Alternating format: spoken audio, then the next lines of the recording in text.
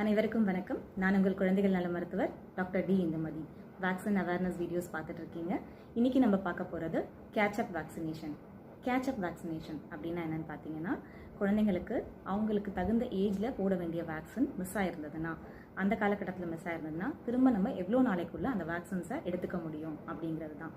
உதாரணமாக சொல்லணும்னா, நிறைய பேர் இப்போ வரைக்கும் கோவிட் டைம் அதனால நிறைய வேக்சின்ஸ் மிஸ் பண்ணியிருக்கோம், இவ்வளோ நாள் போடலை, இப்போ போடலாமா அப்படின்ற கொஷின்ஸோடு வராங்க. ஸோ அதுக்காக தான் இந்த வீடியோ நான் பண்ணியிருக்கேன். பார்த்தீங்கன்னா, பர்த்லேருந்து கொடுக்கக்கூடிய வேக்சின்ஸில் BCG, oral polio, injectable polio vaccine, pneumococcal vaccine, H influenza vaccine, இந்த எல்லா வேக்சின்ஸுமே 4லேருந்து 5 வயசு வரைக்கும் நம்ம கேட்சப்பாக கொடுக்க முடியும்.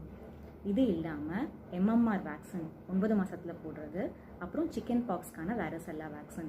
இந்த எம்எம்ஆர் அண்ட் சிக்கன் பாக்ஸ்க்கான வேக்சின் வந்து up to adolescence and even